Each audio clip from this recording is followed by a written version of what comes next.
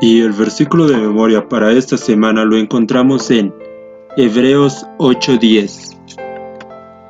Por lo cual, este es el pacto que haré con la casa de Israel.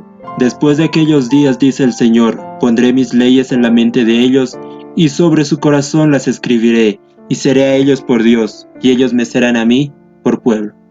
Meditando en este hermoso texto, pasamos al día domingo, un misterio eterno.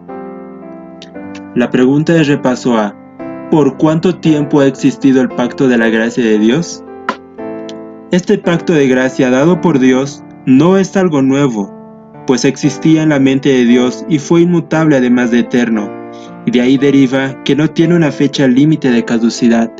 Es eterno y añade a todos los humanos que en Él crean y confíen. Él no hace acepción de personas. La pregunta de repaso B: ¿cuándo fue confirmado el pacto de la gracia a la humanidad mediante la promesa? ¿Y cuándo fue establecido completamente? En los comienzos de la historia, al expulsar al humano del Edén, es que confirma la gracia del pacto en la orden que les dio y lo establece completamente cuando exhala Jesús su último aliento allá en la cruz. Pasamos al día lunes, la bendición del pacto para todas las naciones. La pregunta de repaso A: ¿qué bendición prometió Dios a Abraham bajo el pacto de la gracia? ¿Y quién es la simiente prometida?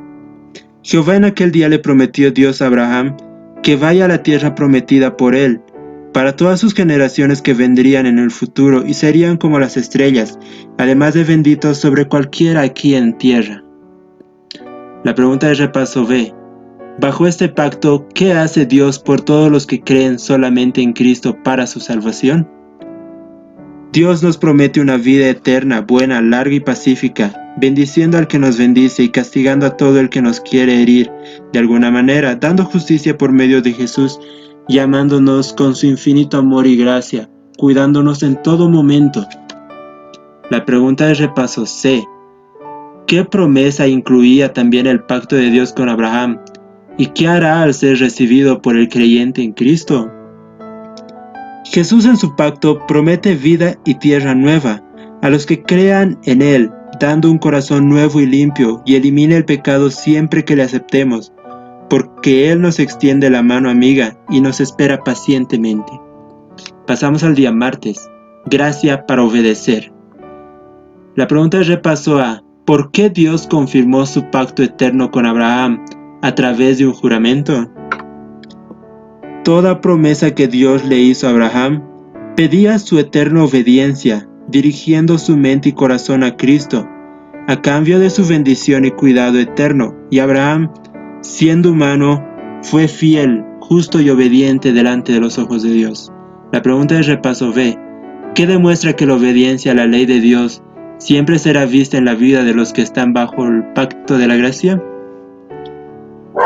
Toda promesa y el pacto no cambia la ley, sino que pide una obediencia a esta y que respetemos todas sus leyes y ordenanzas, dándonos paz, y como Pablo lo explicaba, por fe seremos justificados. Pasamos al día miércoles, el pacto en el Sinaí. La pregunta de repaso a: ¿por qué se estableció otro pacto en el Sinaí y cuál era su propósito?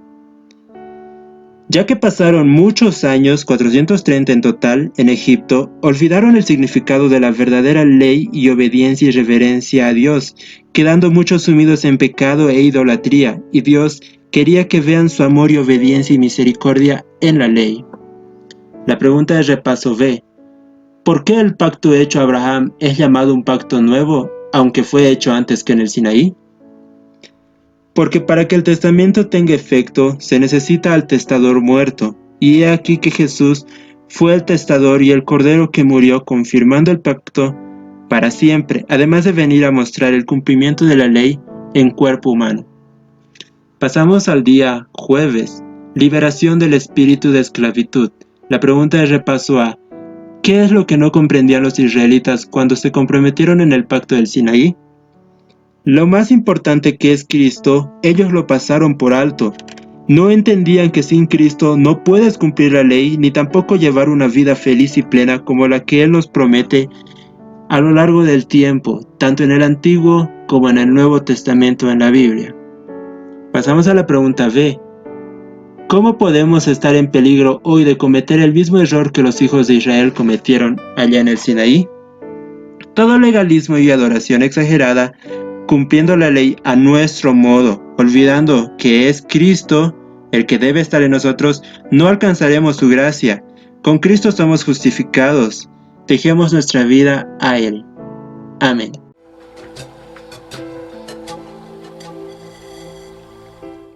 Johannesburgo es la capital mercantil y económica en Sudáfrica, siendo la más desarrollada de la región con conexión aérea y terrestre al resto del mundo. Tiene religión libre para sus 10 millones de habitantes, de los casi 56 millones que hay en Sudáfrica. En 1944, el penúltimo año de la Segunda Guerra Mundial, es que llega el mensaje adventista a Johannesburgo, gracias a dos hermanos de Zimbabue. Y a día de hoy no tienen una infraestructura propia. Bueno, esto hasta que lograron conseguir una parcela de 2 hectáreas, pero se encuentra a 10 kilómetros de la ciudad y se prevé construir una sede permanente junto a una capilla. Y luego con el tiempo se prevé también una escuela misionera, pero para esto se necesita el apoyo económico de todos nosotros en tan noble obra de llevar el Evangelio a cada rincón de la tierra. Y este es un pequeño aporte a una gran obra, y por eso las ofrendas de este primer sábado se van para la capilla y sede de Johannesburgo.